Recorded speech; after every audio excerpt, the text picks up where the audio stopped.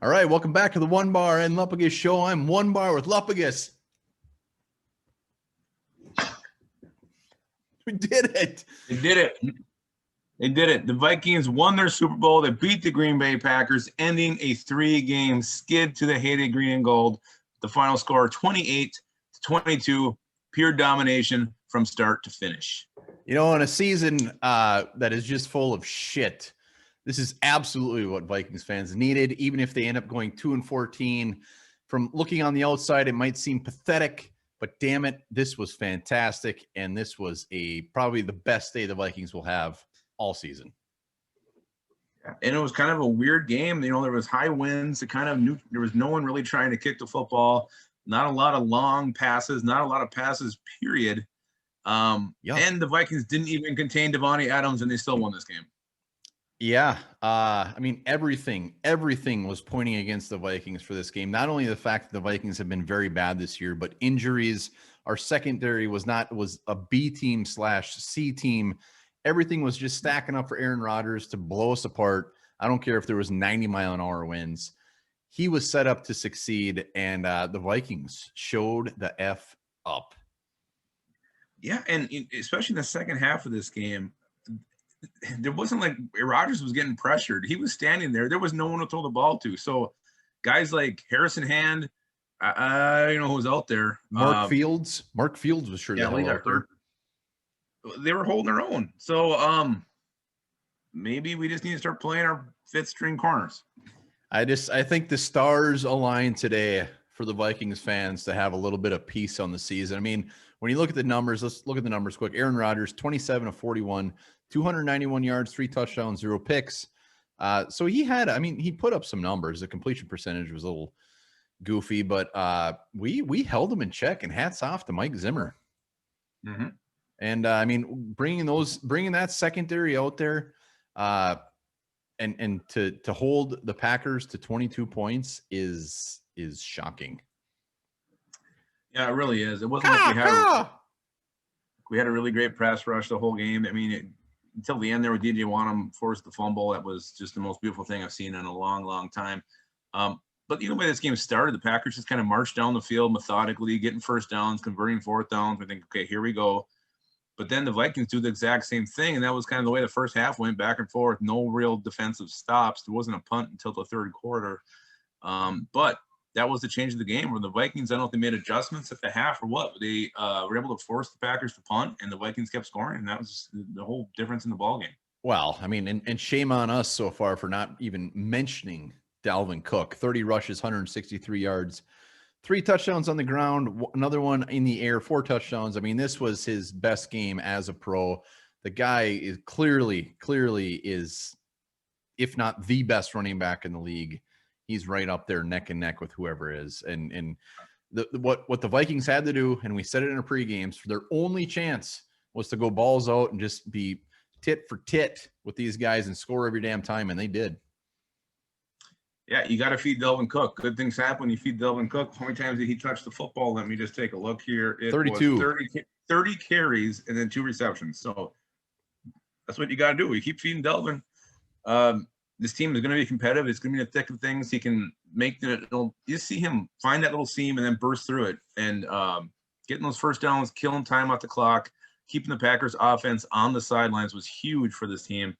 Again, I think each team had 2 possessions in the first half. It was crazy. But that's because Dalvin Cook can run the football and pick up those first downs, which, again, some of that credit needs to go to the O-line for actually having a pretty damn good day today. Yeah, offensive line played fantastic. We completely put this game on offense in the hands of Dalvin Cook. Kirk Cousins, only 14 pass attempts, 11 for 14, 160 yards, 1 touchdown. He did not make any glaring issues to cause any problems for the Vikings. And the offensive line showed up. Dalvin Cook showed up. When we did throw it, we were pretty damn good. But our defense, we mentioned the secondary was depleted with injuries. This is the first game without Mr. Ngakoue, so that was a big issue too. And defensive line, they were getting some pressure. They played pretty damn good. I don't know. I didn't think there was much pressure as there needed to be. Rodgers had some time, especially late in the game. He was just kind of standing back there waiting. No, I think they did fantastic. There was just no one to throw to. For the players they had up front there, I thought they did very good. I mean, Rodgers 27 for 41. They were, yes, there were some plays where Rodgers had plenty of time, and he is very good at making himself get time. I still think DJ Wanham, Odenabo was in there quite a bit. Shamar Stephen was even in there, so I'm very pleased with that. Yeah, I would like to see at least a couple sacks, but it is what it is. We'll take the victory, obviously. So I'm very happy with that. I was more impressed in the secondary. I thought that the coverage held for a really unreasonably long amount of time. So, you look at who was out there. Chris Boyd was out there way more than he should have been. Harrison Hand was out there more than he should have been. Gladney, I kind of thought was up and down today. But, you look at Eric Kendricks running down the field with Devontae Adams. I mean, what that guy can do, it's just Eric Kendricks is absolutely unbelievable. Yes, and we didn't even mention this yet, but Cam Dantzler, very early in the game, we all know what happened there, where he was off. All signs seem to be that he's going to be okay, back concussion, neck injury, but even taking him out of the equation, where Chris Boyd is all of a sudden chucked in to the starting lineup with Harrison Hand, Mark Fields. Gladney, yeah, he was kind of up and down, but he had quite the task ahead of him, so I'm pretty pleased with how he did. When you see Zimmer screaming at him on the sidelines after that for Devontae Adams touchdown, deserved it. He did. And I think we got to give some credit to Zimmer. This was probably his best coach game from start to finish. Absolutely. And you look at what he has to work with. And offensively, the team's pretty healthy, but on the defensive side of the football, you're already at your backup corners. 2 of them go down today, and you're still able to keep Aaron Rodgers to what was it? I mean, under 300 yards passing. Hell of a job, just a hell of a job, really, from this entire coaching staff today.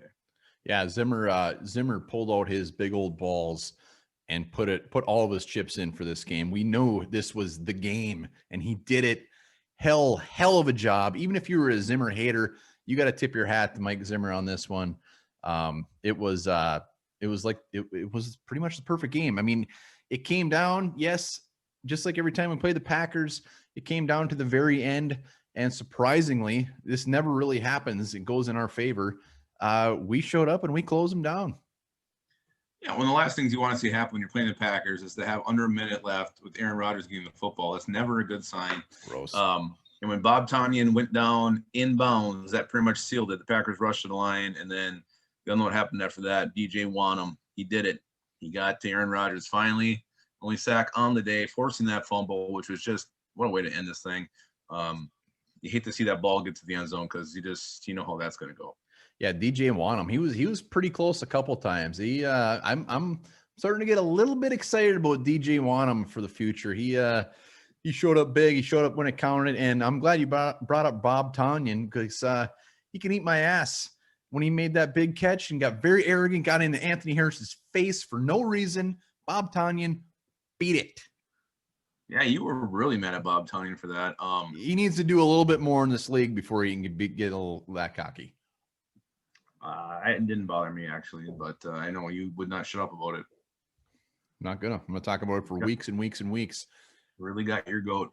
Well, I mean, and the guys we expected, Devontae Adams, 3 touchdowns, 7 for 53. We knew he was going to be an issue, but the 7 for 53, that sounds pretty good. But unfortunately, almost half of those were touchdowns.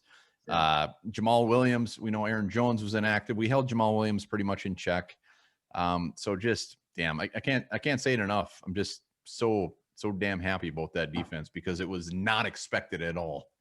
Yeah, Williams had a good first half, and then kind of went to AJ Dillon more, and he did have 4 yards to carry, but they kind of bailed on the run game, which was fine because the passing game wasn't working very well. So yeah, I mean, really, this Vikings team, it kind of a little bit loose there early in the game, but it did some Kegels at halftime and tightened up and was able to stop this Packers offense. Oh, wow, that was a hell of a comment you just made there.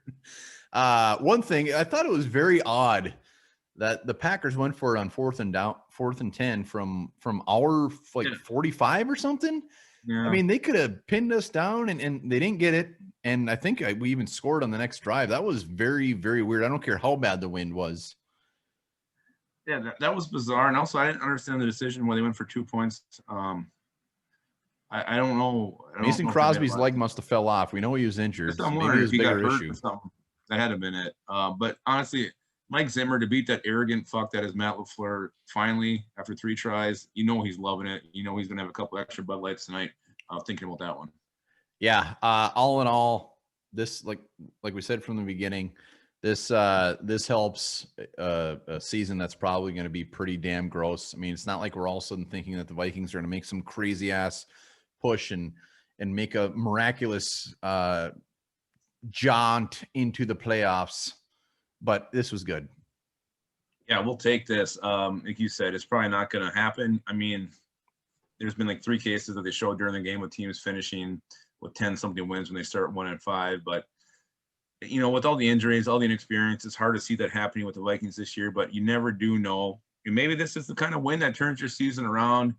Personally, I'm not feeling that way. I'm happy we got the win. I'm not expecting a whole lot more of the year, but maybe it's the start of something.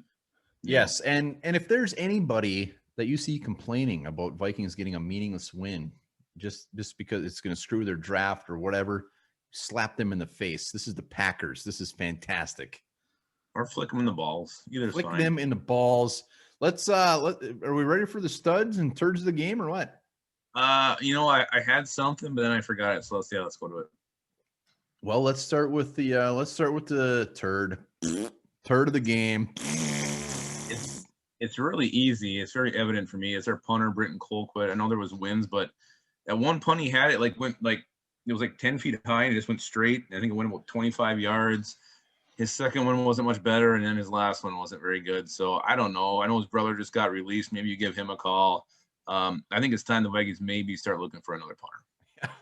Colquitt had some. I mean, the wins were crazy, but the Packers punter was doing pretty damn good. Colquitt is also, I mean, in a game like this, you hate even handing out a turd. Everybody played pretty damn good, but Colquitt is also my turd. Those punts were not great. He had 3 for 37 was his average, but I think 2 of those were about 9-yard punts.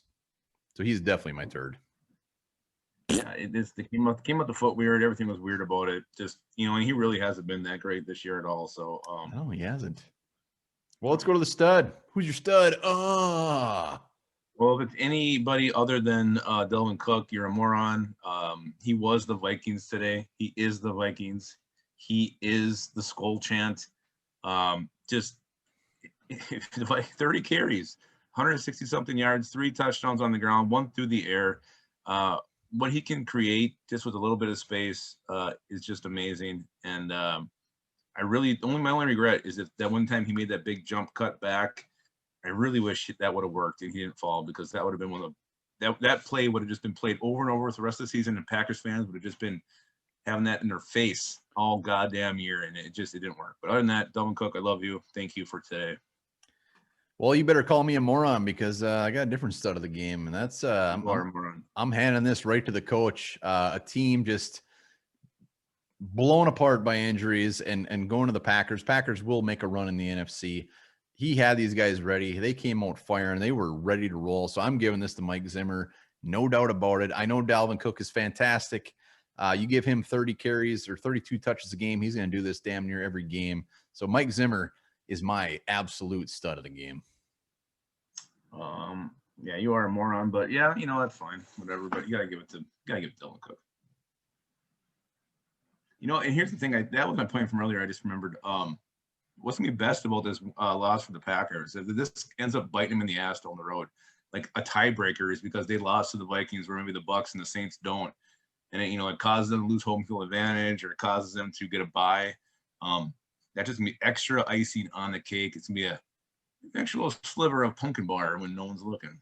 Ooh, yummy. And I loved when they kept showing that play at the end where Rodgers got hit by DJ Wanham just in slow motion. Right when Wanham was hitting his arm, Rodgers' face just looked like there was tears coming from his eyes. He was so sad. It made me very, very aroused. I thought he actually looked like he liked it. He was like, probably did. It's a pervert.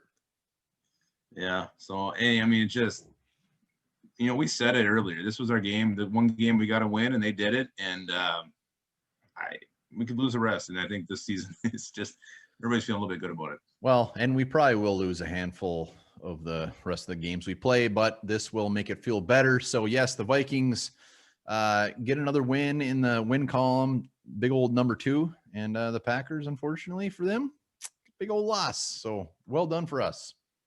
Yeah, and the Packers are going to be feeling bad about that loss, but maybe if they knew this, they'd feel a little bit better. Farting helps reduce blood pressure and is good for your health. So